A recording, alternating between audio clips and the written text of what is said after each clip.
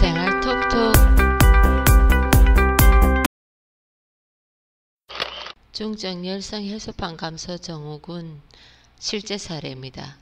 환자는 1935년생 저희 엄마고요. 고혈압 환자입니다.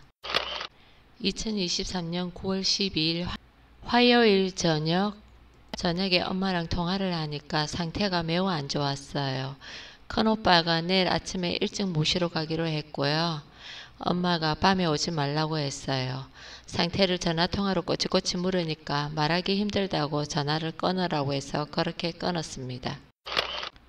수요일 오빠가 아침에 일찍 엄마가 있는데 가서 태우고 11시 30분쯤에 엄마 김해 집에 모시고 왔어요. 나는 엄마를 마사지 해주고 언니는 영양제 링겔을 놓아줬어요. 내일 아침에 엄마를 모시고 오기로 하고 푹 쉬라고 하고 그렇게 각자 집으로 갔어요. 목요일 아침 일찍 1차 병원 내과에 모시고 갔어요. 엄마는 간밤에 설사를 3번 했다고 했어요. 기운도 많이 부족했어요.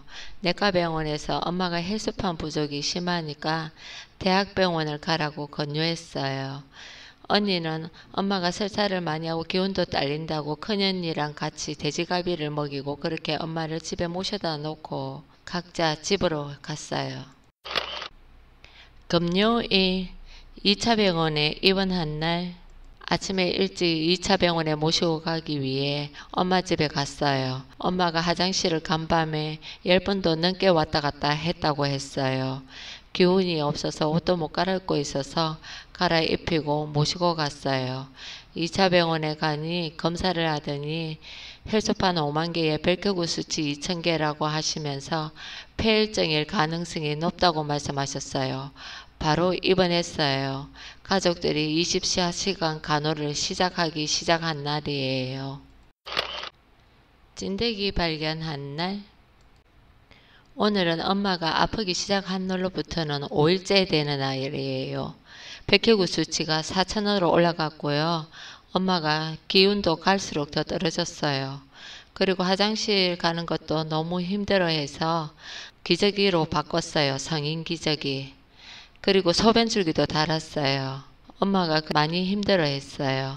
저녁 7시경에 동생이 엄마 왼쪽 종아리에서 찐득이를 발견했어요.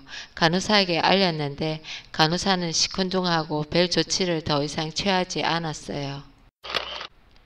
찐득이 발견한 다음날 소변주기를 달고 화장실을 더 열심히 가서 동생이 소변주기 뽑아달라고 해서 뽑았어요.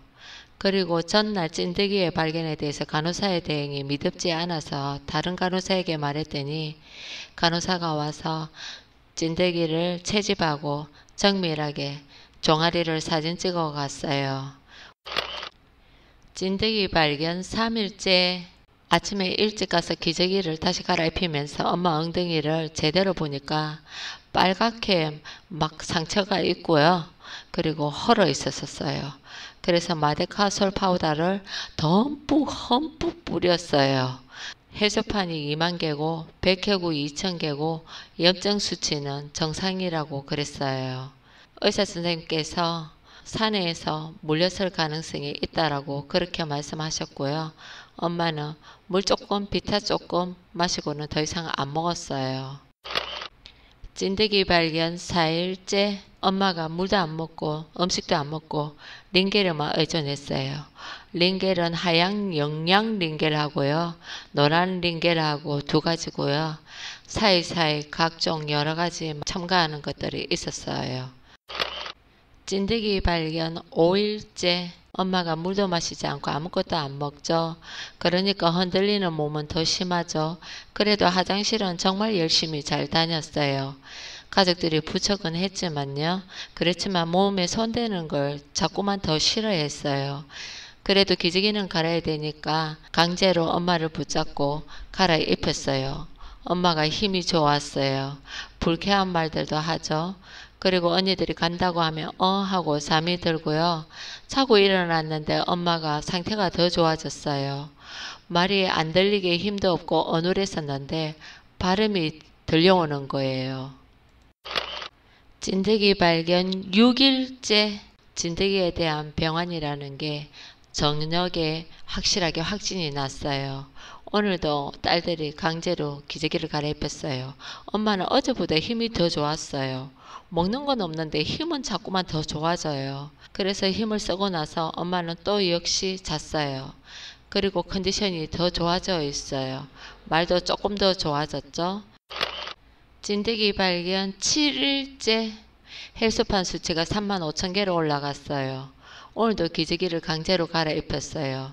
그렇지만 오늘은 엄마가 다른 날은 잠잘 때에 좀 많이 힘들어했는데 달콤하게 잠을 잤어요. 숨소리도 편안해졌고 얼굴도 많이 편안해졌어요. 그래서 저녁에도 벌떡 일어나서 화장실 가다가 링겔이 하나 뽑혀가지고 피도 흐르고 링겔수도 흐르고 그랬어요. 엄마는 링겔 꼽으려고 하는데 온 힘을 다해서 거부하니까 간호사 4명하고 아들이 힘을 합쳐서 거의 포박하다시피 해서 다시 꼽았어요. 진드기 발견 8일째. 지난 저녁부터 달달하게 아침까지 엄마는 푹 잠을 맛있게 잘 잤어요. 화장실 갈 때 빼고는 거의 잠을 잤어요. 물을 거부하던 엄마는 작은 언니가 누룽지를 물을 많이 해가지고 푹 끓여온 것을 국물을 3번에 걸쳐서 좀 마셨고요. 두유도 마셨어요. 진드기 발견 9일째. 물 조금 마셨고요. 몸이 어저께 조금 먹은 게 불편했는지 간밤에 다른 침대하고 간이 침대를 몇 군데 왔다 갔다 하면서 15번 정도 옮겨 다니면서 누워 다녔어요. 이때 하얀 영양 링겔줄이 빠졌는데 간호사가 와서 꼽으려고 해도 절대로 못 꼽게 했어요. 노랑 영양 링겔 1개만 남았어요. 진드기 발견 10일째. 엄마는 검사 같은 것도 안 하고 약도 안 먹고 링겔도 다 거부하고 이제 그래요. 헬스파는 12만 개로 상승했어요. 오후에 엄마는 단호박죽 1그릇 먹었고요. 빵 조금 먹었고요. 주스 100ml 먹었고요. 배 4분의 1쪽 먹었고요. 바나나 하나 먹었고요. 누룽지 국물도 반컵으로 먹었어요. 그리고는 더 이상 먹지 않았어요. 그런데 몸이 많이 불편했는지 50분도 넘게 이 침대 저 침대 다니면서 옮겨 다녔대요. 병실에는 다른 환자들이 다 퇴원하고 엄마만 있었어요. 진드기 발견 11일째. 병원에서 엄마는 모든 것을 다 거부하고 그랬는데요. 의사 선생님께서 아침에 오셔서 퇴원해도 좋다고 전달을 하셨어요. 그래서 집으로 모시고 엄마 집이에요. 집으로 모시고 와서 단호박죽 2일 정도 드셨고요. 누룽지 국물도 드셨고요. 그리고 밤에 잠자는 거는 엄마의 상태를 보기 위해서 3일 정도 자녀들이 번갈아 가면서 잤어요. 3일 이후에는 엄마가 혼자 자도 된다고 해서 그렇게 엄마의 간호생활은 끝났어요. 지금은 2023년 11월인데 엄마랑 나들이도 가고요. 엄마가 막 맛있는 것도 챙겨줘요. 이제는 기뻐요.